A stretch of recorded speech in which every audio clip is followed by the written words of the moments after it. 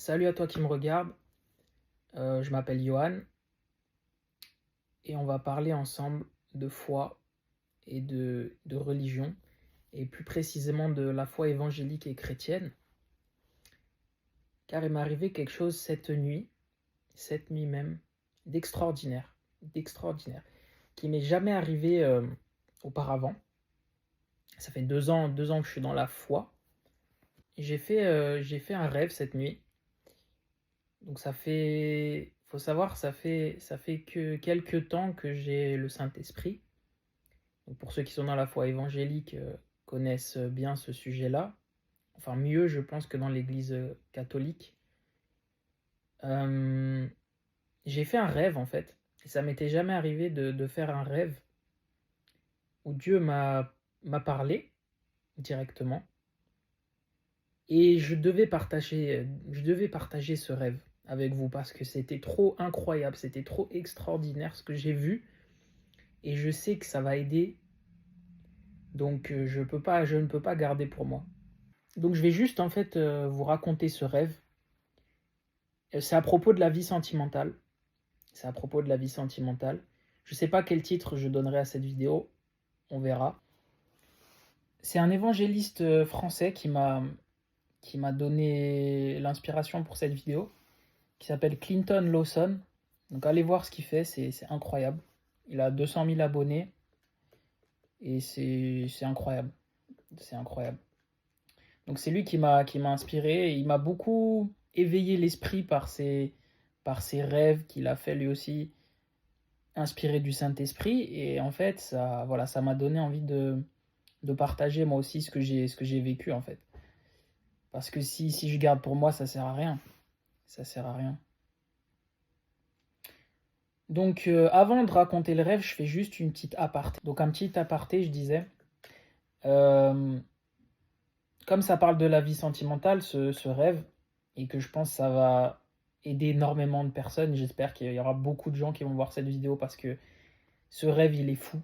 Il est fou et c'est Dieu qui parle, c'est même pas moi en fait, c'est vrai, c'est incroyable. Enfin moi, ce rêve, c'est la première fois que je fais un rêve qui m'est révélé par le Saint-Esprit et je peux dire que c'est extraordinaire. J'ai jamais fait un rêve avec autant de précision, autant de détails.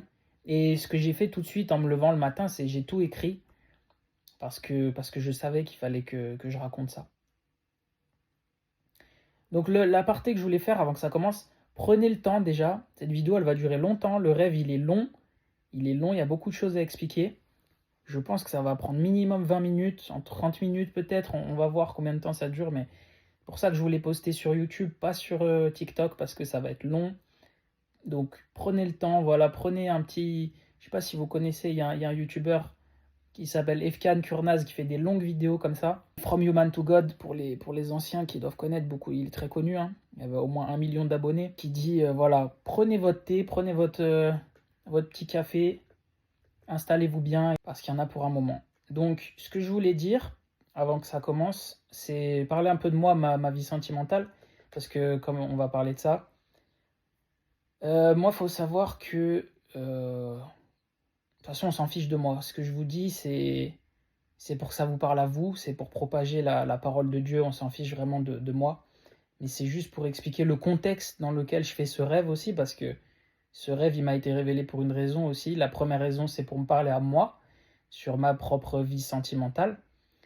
Mais ça dit aussi des choses sur Dieu, donc c'est pour ça que je dois témoigner.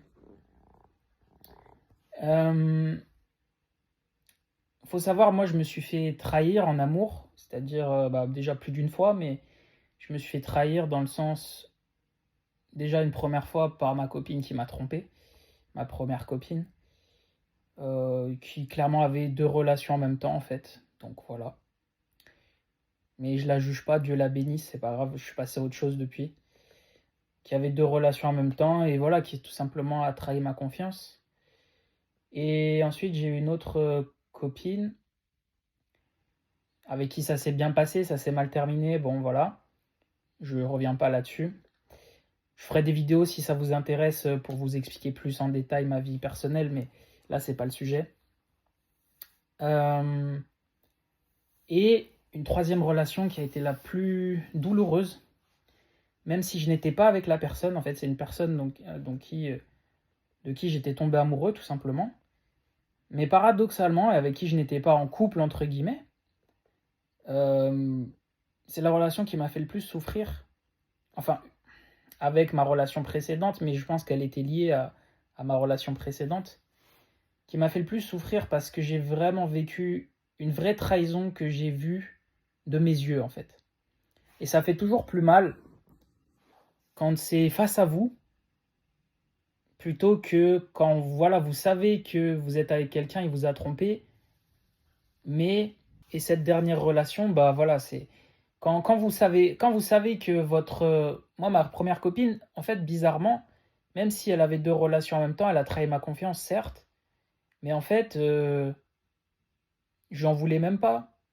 J'en voulais même pas parce que je me suis juste dit, bon, ok, elle est pas amoureuse de toi.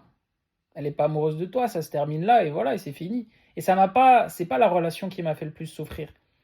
Mais cette personne-là dont j'étais amoureux, quand vous avez vraiment placé votre confiance en quelqu'un et que cette personne-là vous trahit, là, ça fait beaucoup plus mal. Et c'est dans ce contexte-là que je fais le rêve. Et je vais pas m'étancher plus sur ma vie privée. Et je vais tout de suite raconter ce qui m'a été révélé par le Saint-Esprit. Donc le rêve se déroule en deux parties. Euh, une première partie, on va dire très soft, mais qui est très rapide, Et la deuxième partie, beaucoup plus lourde entre guillemets, mais vous allez très vite comprendre ce que je veux dire par là. Donc la première partie, en fait, dans ce rêve, je rencontre une fille qui s'appelle, on va dire F, parce que pour pas donner un nom précis, le Saint-Esprit m'a donné son prénom, mais je pense qu'il n'y a pas d'utilité de le donner parce que c'est très personnel. Et voilà, c'est très personnel, ça me parlera qu'à moi. Donc dans ce rêve, il y a une fille, je rencontre une fille. Cette fille vit chez moi, on ne sait pas pourquoi elle vit chez moi. Chez ma mère en tous les cas, parce qu'actuellement je vis chez ma maman. Elle vit chez moi. Elle semble avoir mon âge. Donc voilà, j'en sais pas plus, hein, ça c'est le début du rêve. Elle semble avoir mon âge. Elle est blonde, très belle. Très belle, donc ça me rappelle beaucoup ma dernière relation. Et elle dort dans ma chambre. Enfin, ma dernière relation. Vous avez compris, j'étais amoureux de la fille, mais on n'était pas ensemble. Et ça s'est terminé, voilà, pour finir l'histoire, que mon meilleur ami supposé, parce que bon, un meilleur ami qui fait ça, voilà, l'a embrassé devant moi et voilà. Et je vais pas dévoiler plus, parce que ça sert à rien, mais c'est pour vous expliquer, voilà, ce que j'ai vécu, tout simplement. Mais ce qui est plus important, c'est le rêve, donc on va se concentrer sur le rêve. Elle dort dans ma chambre, donc elle vit chez moi. On a chacun un lit, on a chacun notre lit. C'est comme si on vivait en colocation. Je lis en même temps parce que j'ai écrit donc le déroulement du rêve. Et on se parle beaucoup avec cette fille, donc comme elle vit chez moi. Tout ça, ça se passe dans le rêve, hein, d'accord. Et elle me dit qu'elle se drogue, qu'elle est accro. Bon, on comprendra plus tard pourquoi. Et ce qui se passe, c'est que je tombe amoureux de cette fille. Voilà, je tombe amoureux de cette fille. Et donc elle est accro à la drogue, donc voilà, c'est pas ouf. Pas ouf pour moi qui fume pas, qui boit pas, c'est pas terrible. Vous voyez. Et un jour, ce qui se passe, c'est qu'on a un rapprochement, donc dans ce rêve, on a un rapprochement, à force de parler, voilà, on tisse des liens, etc. En plus, c'est très clair, hein, quand je vous l'exprime c'est très clair dans mon esprit, c'est comme si je le revivais, quoi, quand je vous raconte la chose. Donc dans ce rêve, on s'embrasse. On s'embrasse, donc je tombe amoureux de la fille, et puis on s'embrasse. Et la première partie du rêve s'arrête là. Voilà, c'est très rapide, en fait. Au final, c'est très rapide. Euh, voilà, faut savoir qu'après, moi aussi, dans la vie, et ça, c'est quelque chose qui m'a fait comprendre ce rêve-là, c'est que je m'attache très facilement. C'est-à-dire, une fille, il suffit qu'elle soit belle, qu'elle soit un peu avenante, un peu disponible pour moi. Et voilà, je peux très facilement tomber amoureux Il m'en faut pas beaucoup plus, en fait. Mais après, comme beaucoup d'hommes, hein, mais je sais que moi c'est comme ça pour moi. Et donc, la deuxième partie du rêve, et c'est là que les choses deviennent intéressantes et que ça va pouvoir vous parler potentiellement. Donc après qu'on se soit embrassé, toujours dans le rêve, moi je suis content, je me dis, je vais être heureux sentimentalement, on va se mettre en couple, pourquoi pas se marier après potentiellement. Je suis content, moi je suis content. Mais elle semble gênée. Elle semble gênée, comme si elle voulait s'excuser. Donc je l'embrasse dans le cou d'abord, après elle est plus détendue, et on finit par s'embrasser. Voilà, c'est comme ça que ça se passe. Donc ça, voilà, on est toujours, on va dire, dans la première partie slash deuxième partie. Et après, voilà, donc ce qui est bizarre, c'est qu'elle apprécie le moment, mais elle est gênée, donc voilà, je comprends pas trop. Mais d'abord, elle me dit une vérité, elle me dit j'ai 17 ans. Elle me dit j'ai 17 ans. Ce qui est bizarre d'ailleurs, entre parenthèses, c'est que moi, dans le rêve, bon, dans la vraie vie, j'ai 25 ans, mais dans le rêve, j'ai 21 ans. Voilà, on ne sait pas pourquoi. Peut-être il y a une signification spirituelle, je ne l'ai pas vraiment décelé, mais en tout cas, dans le rêve, j'ai 21 ans. Et elle me dit tout de suite, j'ai 17 ans. Parce qu'elle croyait dans sa tête qu'on allait aller plus loin. Qu'on allait aller plus loin. Et après, on va se coucher, chacun sur notre lit, comme on est toujours dans la même chambre. Et elle insiste en me disant, tu sais, je suis mineur, on ne pourra pas le faire, etc. Le faire, vous voyez de quoi je parle. Et moi, je commence à culpabiliser, en fait. Je me dis, mais... Et je lui dis, ah mince, j'ai déconné. Si j'avais su, que t'étais mineur, je t'aurais pas embrassé et tout. Je lui dis ça comme ça. Bref, je culpabilise, quoi. Et sur ça, on s'endort, on continue de parler un peu de ça. C'est bizarre comme situation, mais on se couche sur ça. Et, euh, et d'ailleurs, elle me dit même, ouais, moi je veux pas avoir de problème avec la police, on peut pas le faire, etc. C'est ce que j'ai écrit plus tard, ça, mais ça me revient maintenant. On peut pas le faire, on va avoir des problèmes avec la police et tout. Donc elle est vraiment dans ce truc-là de on doit pas coucher ensemble, quoi. Mais c'était pas mon intention du tout dans le rêve, en fait. C'était pas du tout ce que je voulais, moi. Donc, je disais, donc je me suis changé entre-temps parce que c'était tellement long qu'il m'a fallu 2 jours pour le raconter, ok? Donc, la première partie s'achève sur ça. Donc, avec la fille, on se couche. Voilà. Et puis, quelques jours plus tard, du temps s'écoule et je vois un gars arriver chez moi. Je vois un gars. Bon. Et ce gars, la première chose qui me frappe en le voyant, c'est que je le connais. Je le connais, voilà, c'est un mec qui était dans mon collège.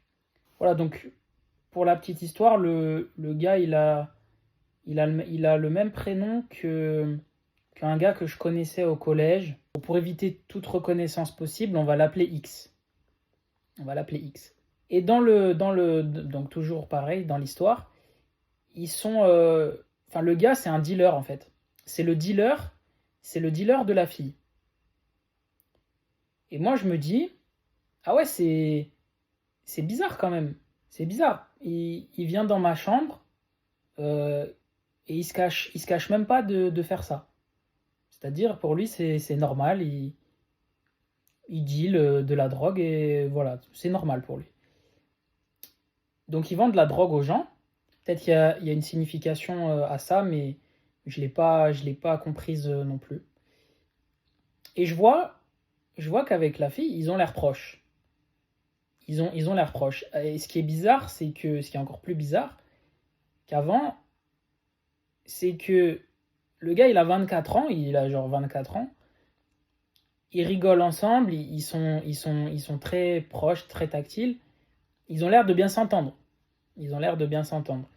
Et moi, j'assiste à tout ça, et je reste dans mon coin, je dis rien. Et la première chose que je me dis en moi-même, c'est, attends, la fille, on va l'appeler F, je sais plus si on avait donné un nom F, ça lui pose plus de problème d'avoir 17 ans d'un coup. C'est ça qui est bizarre, c'est que d'un coup, elle voit le gars de 24 ans et ça la choque pas. Et après, je me dis en moi-même, me dis pas qu'ils sont ensemble. Me dis pas qu'ils sont ensemble.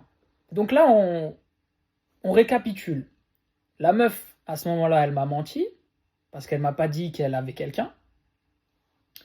Et deux, elle a trahi ma confiance, puisque le fait qu'elle avait 17 ans, c'était une excuse. C'était une excuse. Et surtout qu'elle me l'a pas dit avant que je l'embrasse. Donc c'est encore plus malhonnête de sa part. Surtout que moi, j'avais été compréhensif avec elle. Je lui avais dit que je comprenais, que c'était normal, qu'elle voulait pas qu'on aille plus loin, etc. Et là, je vois ça. Donc elle me trahit doublement, en fait. Elle me trahit doublement. Et je me dis, ah ouais, elle m'a bien pris pour un imbécile. Et donc on discute tous les trois des banalités de la vie, comment tu t'appelles, il fait beau dehors, etc. Tu fais quoi dans la vie, ce genre de trucs. Et on ne sait trop comment, dans le rêve, le gars il finit par dormir chez moi en fait. Et tout ça, ça se déroule chez ma mère, donc c'est bon, c'est très bizarre, c'est très bizarre.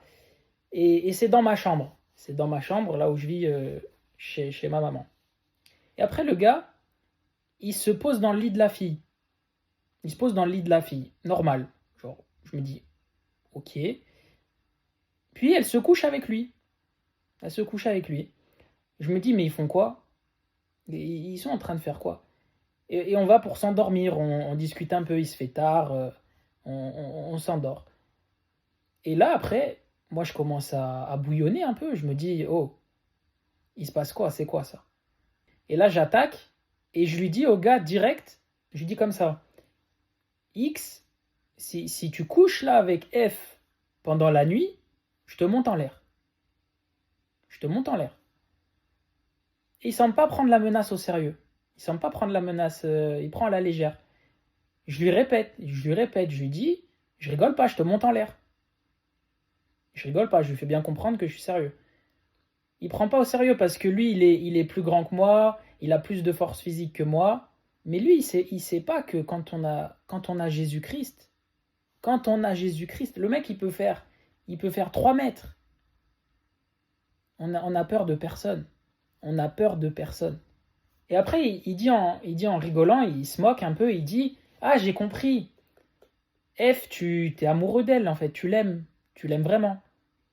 Il dit ça en se moquant. Et moi, je suis gêné, je dis oui, parce que bah, j'assume, oui. Je suis seul dans mon lit, ils sont tous les deux ensemble, et il répond pas, parce que il respecte le fait que je sois honnête et que voilà, je lui dis les choses en fait. Il dit rien. Et là, c'est la fille qui intervient. Elle me prend par la main. Elle me prend par la main parce que les deux lits ils sont un peu comme côte à côte, c'est un peu bizarre.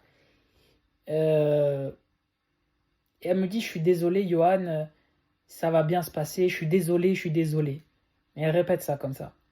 Et elle commence, et tu vois, c'est bizarre parce que commence à rentrer dans des trucs un peu plus sombres. C'est-à-dire, elle m'explique les trucs, ça me revient maintenant, sur le deal de drogue. En mode, il y a plein de gens qui seraient impliqués là-dedans et que je connais en plus. En mode, il y a plein de gens qui seraient impliqués. Je suis déçu d'elle à ce moment. Et en même temps, ça me rassure ce qu'elle fait parce que je suis en train de comprendre qu'ils vont ken, ensemble en fait, juste à côté de moi. Je suis en train de comprendre à ce moment-là. Et je pourrais rien faire. Même si je suis chez moi. Et là, le gars, il commence à se vénérer, il se vénère sur la fille en fait. Il se vénère sur la fille à parler du trafic, parce qu'elle parle En gros, elle révèle des choses qu'elle devrait pas dire. Et lui dit, il s'énerve, il dit arrête de lui expliquer, ça me gêne ce que tu lui racontes. Et moi je lui réponds de façon énervée contre lui, et moi je lui dis, moi ça me gêne ce que vous allez faire devant moi. Et je lui dis respectez-moi, en fait vous n'avez pas de respect, vous me respectez pas. Vous me respectez pas, vous allez faire ça alors que je suis là. Vous me respectez pas. Et ils répondent pas. Et ils commencent à s'endormir. Enfin, tout le monde, en fait, tout le monde, on s'endort tous. Et là, la nuit passe, et à un moment, je suis réveillé parce que j'entends du bruit. En fait, c'était eux, en fait. Et je suis réveillé parce que ils sont en train de faire ce que j'avais dit qu'ils allaient faire, si je peux dire. Ils sont en train de ken ensemble. De Doro, comme ils disent comme vous dites maintenant. De Doro. Et moi, je me réveille. Je me réveille donc à ce moment-là, je vais dans le salon parce que c'est insupportable d'assister à ça. Et je les entends et je me revois, je m'assois dans le salon, vous savez, la tête entre les jambes, position accroupie, ou je sais pas comment on dit, accroupie. Et en fait, je peux que les écouter, j'ai beau me boucher les oreilles, voilà, je les entends, et c'est comme ils sont là, ils font leur truc, et c'est persistant, c'est agressif, vous voyez. En fait, je peux que les écouter, je suis pris au piège d'une certaine façon. Et ils font leur truc, et donc là, le rêve s'arrête comme ça. Le rêve s'arrête comme ça, et je me réveille. Je me réveille. Et qu'est-ce qu'il faut, en fait, pourquoi je vous ai raconté ça? Qu'est-ce qu'il faut retenir? Je pense qu'il y a plusieurs choses. Après, je vais vous laisser analyser vous de votre côté. Mais moi, qu'est-ce que je retiens? Déjà, quand je me réveille, déjà, je suis impressionné parce que le rêve, il est pour moi d'une lucidité, d'une limpidité totale. Totale. C'est-à-dire que, par exemple, regardez, il y a certains détails. En fait, c'est quoi le deal? C'est quoi le deal? Pourquoi on parle de drogue? Pourquoi on parle de drogue? En fait, c'est l'impudicité, en fait. C'est l'impudicité. Et je suis le premier à avoir des problèmes avec ça, hein. Mais je suis très loin d'être guéri de ça. J'ai beau avoir le Saint-Esprit, je suis pas guéri de ça. Je suis pas guéri. Après, je sais que dans mon église, on dit, quand on a le Saint-Esprit, on est guéri de tout. Mais moi, je crois pas à ça. Moi, je crois on peut encore avoir des problèmes et avoir le Saint-Esprit. Moi, je suis pas guéri parce que la blessure est trop profonde. Et que même si Jésus habite en moi, en fait, c'est mon corps qui fait ça. C'est une habitude, en fait. C'est une habitude. Vous voyez, la masturbation, tout ça. C'est une habitude et c'est dur à combattre. C'est très dur à combattre. Et voilà. Et le deal. Et en fait, la drogue, c'est ça. Parce qu'il y a plein de gens qui sont là-dedans et qui. Et en fait, c'est un peu masqué. Vous voyez, c'est comme un trafic de drogue, en fait. C'est pareil. C'est masqué. C'est ça que ça représente, selon moi. C'est masqué, mais c'est présent. Et en fait, il y a plein de gens qui sont touchés par ça et on ne sait pas, en fait. On sait même pas, en fait. Et que le mal ne veut pas qu'on sache. Ne veut pas. Et c'est pour ça, d'ailleurs, que le garçon s'énerve en lui disant non, non, tu lui dis pas ça. Parce que ça nuit au mal. Tout ce qui est révélé nuit au mal. Et voilà, donc c'est comme ça que s'achève le rêve. Je pense qu'il y a plein de significations qu'on pourrait mettre derrière tout ça.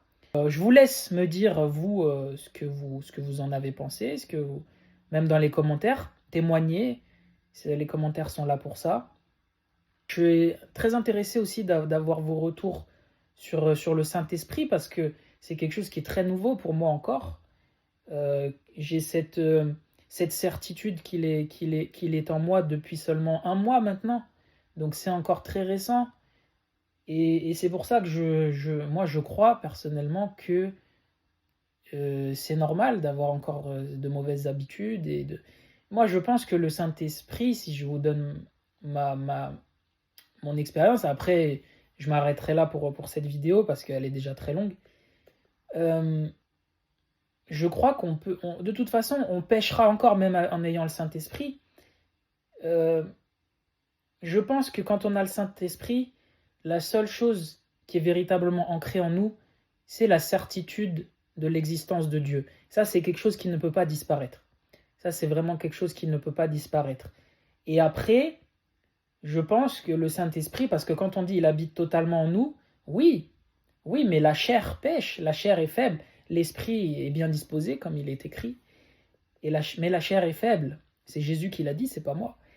Et autre chose, il me semble que quand on a le Saint-Esprit, ça nous empêche de faire les péchés les plus graves. Ça nous empêche de faire les péchés les plus graves. Je ne pense pas que quelqu'un qui a le Saint-Esprit va tuer quelqu'un. Vous voyez, je ne pense pas. Ou va faire des choses vraiment graves. En revanche, voilà, les péchés mineurs. Parce que j'ai vu beaucoup de... Parce que tout ça, c'est lié à la sexualité. Là, le rêve, il est lié à tout ça. Vous voyez, c'est la vie sentimentale. Tout ça, c'est relié. Donc, je pense qu'il ne faut pas se culpabiliser. Parce que moi, j'ai vu beaucoup de vidéos sur la masturbation comme étant un péché. Hein, et je pense que c'en est un. Hein. Je pense que c'en est un. Je ne remets pas ça en cause. Mais je crois aussi qu'il y a des gradations dans les péchés, en fait. Et qu'il y a des péchés mineurs, il y a des péchés intermédiaires, il y a des péchés majeurs. Donc il y a des péchés majeurs, il y a des péchés mineurs, je disais. D'ailleurs, dans la foi catholique, moi j'avais appris qu'il y a les péchés véniels. Après, vous me corrigerez si je dis des bêtises, mais il y a une catégorie de péchés qui sont considérés comme les péchés les plus graves, et une autre catégorie qui est considérée comme les péchés les moins graves. Et après, il y a le blasphème contre le Saint-Esprit. Enfin, il y a plusieurs types de péchés. Bon, le blasphème contre le Saint-Esprit, c'est le blasphème contre Dieu, contre l'existence de Dieu. Donc à partir du moment où on a le Saint-Esprit, moi je dirais que l'existence de Dieu, on ne peut plus la remettre en cause, on ne peut plus la remettre en question. Ça, c'est une certitude qui est ancrée.